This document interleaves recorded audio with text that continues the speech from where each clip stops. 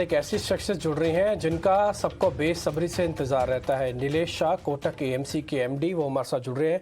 नीलेश भाई, पहले तो बहुत बहुत शुक्रिया, थैंक यू वेरी मच। एक बात बताऊं नीलेश जी, सभी एंकर्स का ना ये एक सपना सा रहता है कि जब भी नीलेश जी सामने बैठे हो ना तो जितना उनसे निकलवा सको उतना निकलवा लो, क्योंकि वो तो ज्ञान है, वो तो खान है ज्ञान की। तो मेरी भी कोशिश है सर, ये हाँ ना, आप इसको बुरा मत मानिएगा, मेरी भी कोशिश है, मैं आपसे ज़्यादा से ज़्यादा निकलवाना चाहता हूँ। तो ये बात तो मेरे को पता है भारत में बुलिश हो, बट मेरे को सर आपसे ये पता करना है अब किस सेगमेंट पे, किस थीम पे ज़्यादा बुलिश हो, सबसे ज़्यादा बुलिश हो। हमेशा मैंने यही देखा है, अगर सही सवाल पूछते हैं तो सही जवाब मिल जाते हैं। तो लोगों को लगता है मैं ज्ञान का भंडार हूँ, बट उसमें बहुत सारा कंट्रीब्यूशन तो आप लोगों का है कि आपने सही सवाल पूछे ताकि मैं सही जवाब दे सकूं। दूसरी चीज है, हम सब लोग मार्केट के स्टूडेंट हैं। मार्केट कहाँ जाएगा, कैसे जाएगा, ये कहना मुश्किल है। तो हमेशा स्टूडेंट ही बने रहना चाहिए, मार्केट से कुछ सीखता रहना चाहिए। एक और चीज हमने देखी है कि एक क्षेत्र में राम भी मिलते हैं और रावण भी मिलते हैं। तो हमेशा निवेश करते समय अच्छे प्रमोटर के साथ निवेश करना जरूरी है। सब्जेक्ट टू दैट केविएट की अच्छा मैनेजमेंट, अच्छा प्रमोटर बहुत जरूरी है निवेश करने के लिए। हमें लगता है कि एक दो क्षेत्र ऐसे जहां पे आने वाले कुछ सालों के लिए मार्केट आउट परफॉर्मेंस मिल सकता है। आज चाइना प्लस वन हम देख रहे हैं दुनिया में। लोग चाइना से अपना सोर्सिंग बेस दूसरे देशों में शिफ्ट कर रहे हैं। भारत में भी बहुत सारी कंपनीज आ रही है, बहुत सारी ग्लोबल कंपनी भारतीय कंपनी से खरीदारी कर रही है। तो मैन्युफैक्चरिंग इन इंडिया ये एक ऐसी हरफनमौला थीम है जो आने वाले कुछ समय के लिए आउट परफॉर्मेंस दे सकती है। मैन्युफैक्चरिंग थीम के तहत हमने केमिकल सेक्टर्स को आउट परफॉर्म करते देखा है पिछले 4-5 सालों में। उसी तरह बहुत सारे सेक्टर्स होंगे under broad umbrella of manufacturing जहां पे हमें लगता है कि आउट परफॉर्मेंस आता रहेगा। दूसरा एक जो सेक्टर है वो हेल्थ केयर है। सिर्फ फार्मा नहीं, पूरी हेल्थ केयर। आज दुनिया एजेड हो रही है, उन्हें हेल्थ केयर की जरूरत है। एंड अगर हम देखें भारतीयों के पास, तो वो सारे साधन अवेलेबल है जिससे हम अपने देश की नहीं दुनिया की हेल्थ केयर भी कर सकते हैं। अमेरिका में 1/3 से ज्यादा मेड इन इंडिया डॉक्टर है। 45% दवाई वॉल्यूम के हिसाब से जो अमेरिका कंज्यूम करता है वो मेड इन इंडिया है। हमारी नर्सेस के लिए सब जगह पे रेड कारपेट है। और मोर इम्पोर्टेंटली हमारे यहाँ पे जो मेडिकल इक्विपमेंट्स है वो शायद एक जनरेशन वेस्टर्न वर्ल्ड से पीछे है, पर उनको चलाने वाले डॉक्टर बहुत कुशल है, तो उस इक्विपमेंट से भी उतना ही उपयोग निकाल लेते हैं जितना शायद वेस्टर्न वर्ल्ड में होता है। और ये सारी चीजों की कॉस्ट बहुत कम है। आपने शायद व्हाट्सएप पे एक मैसेज घूमते हुए देखा होगा कि कैसे भारत में मेडिकल ट्रीटमेंट के कॉस्ट दूसरे देशों के सामने बहुत ही कॉम्पिटिटिव है। अब ये सारी चीजों का मिश्रण कर लीजिए। Over next 5, 10, 15, 20 years will we see giant healthcare companies emerging out of India जो देश की ही नहीं दुनिया की भी सेवा कर सके। और बहुत सारे प्राइवेट इक्विटी फंड इसी वजह से हॉस्पिटल क्षेत्र में कंसोलिडेशन कर रहे हैं। तो मुझे लगता है medium term point of view से मैन्युफैक्चरिंग इन इंडिया और long term point of view से हेल्थ केयर इन इंडिया, ये दो क्षेत्र मार्केट में आउट परफॉर्मेंस दे सकते हैं। नीलेश जी, गुड मॉर्निंग। आपके आने से, आपके स्क्रीन पर दिखने से माहौल तो पॉजिटिव बन ही जाता है, लेकिन हमारे व्यूवर्स बाजार पर आपका विश्लेषण समझना चाहते हैं और साथ ही बाजार के अलावा भी आपके कौन से एरियाज ऑफ इंटरेस्ट है वो भी जानने में काफ़ी दिलचस्पी रखते हैं। और ऐसा ही एक सवाल है जो कि बाजार से जुड़ा हुआ है और साथ ही थोड़ा जेनरिक भी है, जो कि मैं आपके लिए लेकर आई हूँ। और हमसे हमारे नेटवर्क से ही बातचीत करते हुए कुछ हफ्ते भर पहले आपने एक बहुत अच्छी लाइन कही थी, और वो थी कि RBI's pause acted like Sachin Tendulkar's stroke on tricky pitch।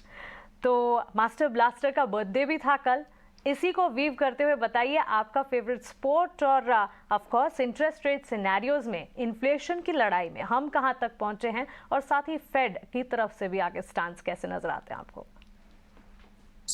बहुत सारे भारतीय की तरह मेरा फेवरेट स्पोर्ट भी क्रिकेट ही रहा है।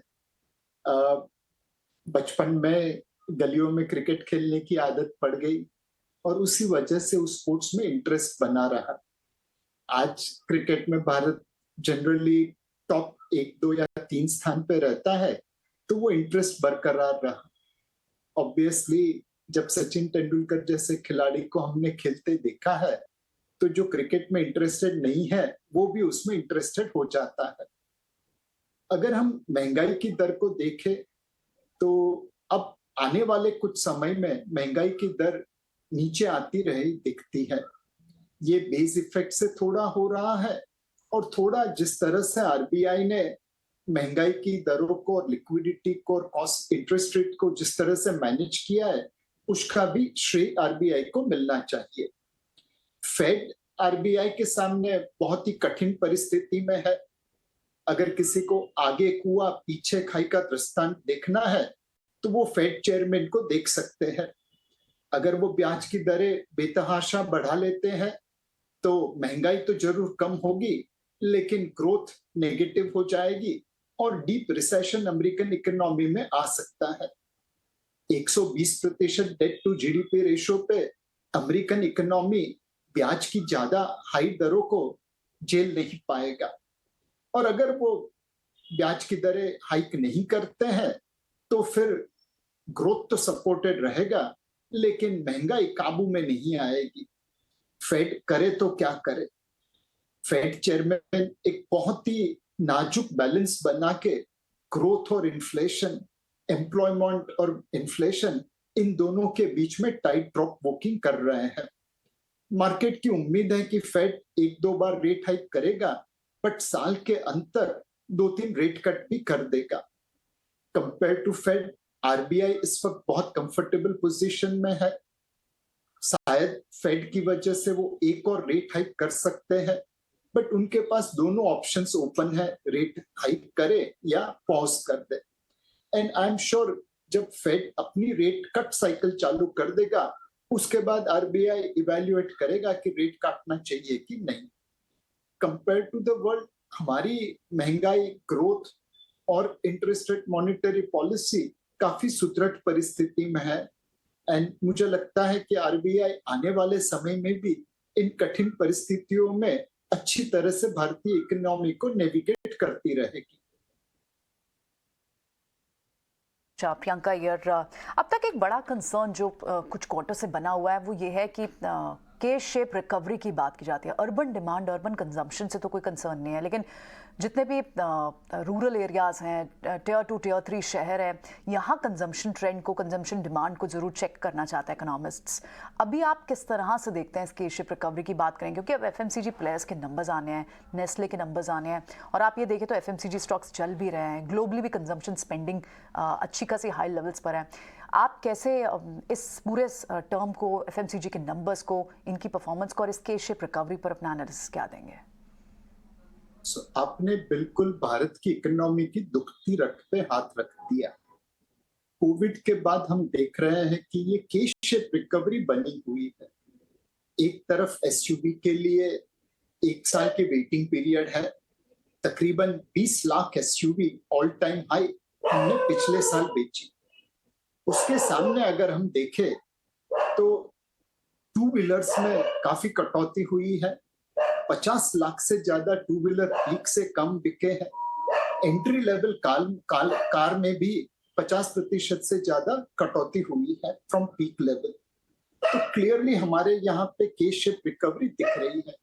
और जैसा आपने बिल्कुल सही फरमाया, रूरल इकोनॉमी में के शेप रिकवरी की ज्यादा इम्पैक्ट है, अर्बन इकोनॉमी में थोड़ी कम है। अब एफएमसीजी कंपनी को देखें तो मुझे लगता है कि जो कंपनीज रूरल इकोनॉमी के ऊपर ज्यादा डिपेंडेंट है, उनका ग्रोथ रेट कम आएगा। अर्बन इकोनॉमी के ऊपर जो कंपनीज है, उनका ग्रोथ रेट अच्छा रहेगा। जो companies upper middle class and rich class को अटेंड कर रही है, उनका ग्रोथ रेट अच्छा चलेगा।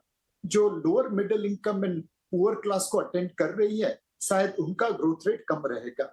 हमारी इकोनॉमी के लिए इस वक्त सबसे बड़ी चैलेंज ये है कैसे करके हम bottom of the pyramid and lower middle class को कंजम्पशन ग्रोथ में पार्टिसिपेट करा सके।